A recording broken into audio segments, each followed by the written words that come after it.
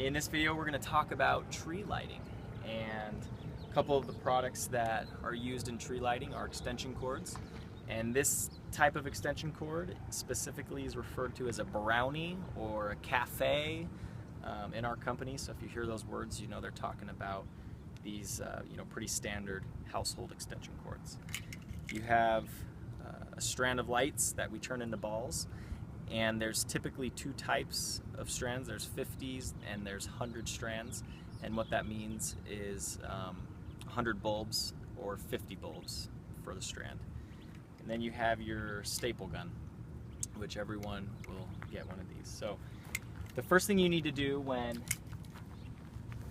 lighting a tree is you really need to do two things first. You need to figure out, how am I going to get power to this tree? And then after you've ran power, hopefully it's at the base, but it's not always that easy. Sometimes you're running it through the canopy from another tree, sometimes you're running it from an outlet that's 50 feet away.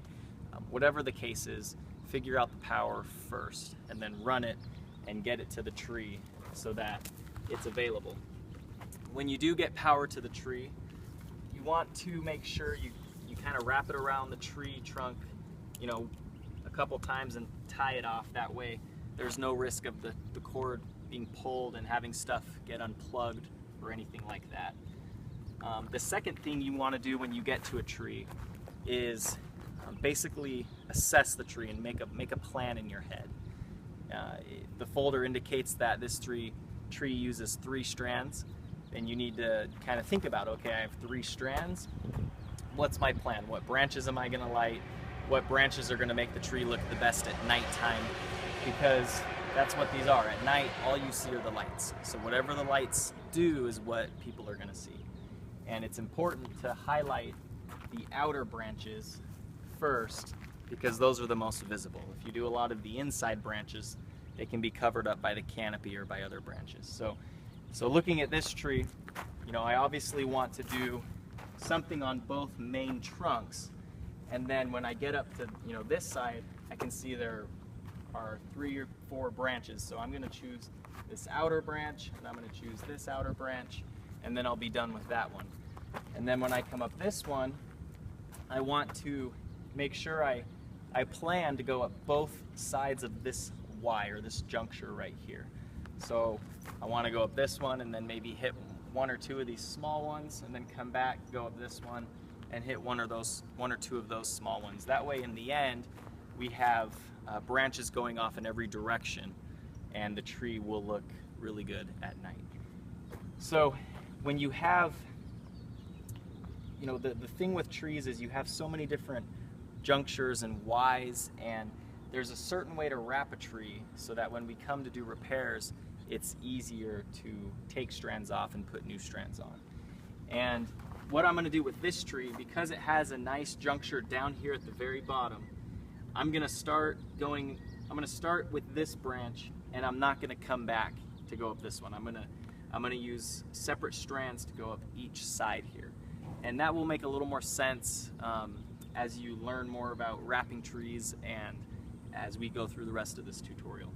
So I'm going to give you an example on this side. So you plug in, and then I'm going to come around the back here, and then you just spiral wrap it. Now, you want to try to be as consistent as possible with your spacing throughout the whole tree. That way the lights are evenly spaced and it doesn't look real heavy right here and then real light up there.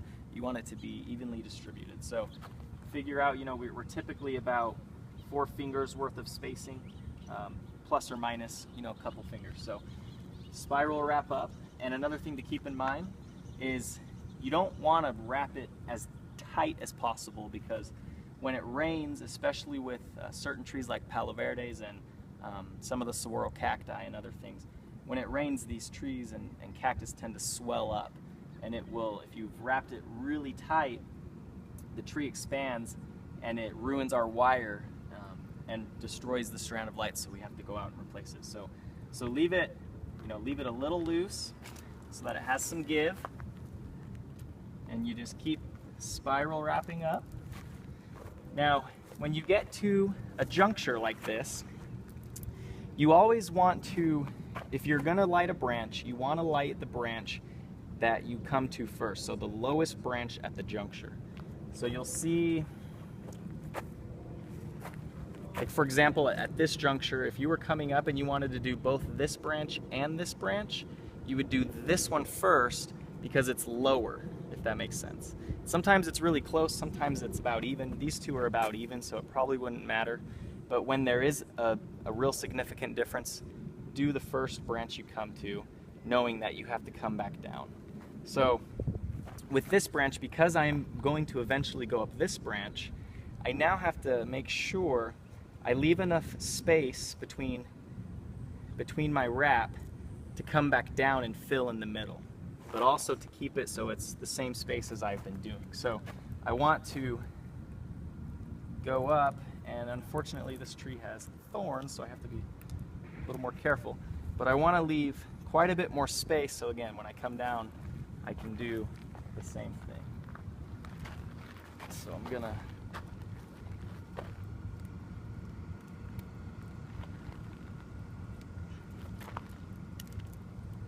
continue to go up this one. And then for sake of the video, I'm gonna choose to go back down right here. And when you go back down, you choose a spot where you can kind of loop it around. And then you want to go back down in the same direction so that you don't ever want your wires to cross. You see how these are crossing right here? If that ever happens, it means you've done something wrong, and ask your supervisor what you need to do to fix it. So you kind of have to figure out, okay, which direction do I need to go so I don't cross, which in this case would be like this. And then you're just going to go back down the branch, wrapping the lights in between the other.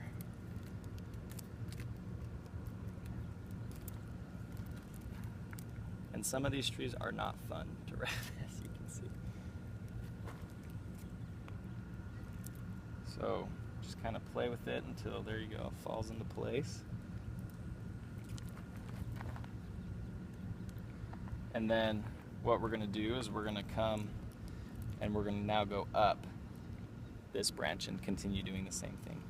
The last thing I kind of want to show you is when you have to use a staple, which you should try to avoid as much as possible, but there will be times where the lights, especially with Palo Verdes, it's straight up and down. The Palo Verde is really slick, so the lights tend to fall. If you have to use a staple, make sure you are pretty light with putting it in there. Don't jam the staple in there. Don't try to make it so it's really holding the strand of lights real tight, because the same thing will happen when it swells. It will sometimes cause the light strand to be ruined, and we have to come out and replace it. So when using staples, just be wise and keep them kind of loose.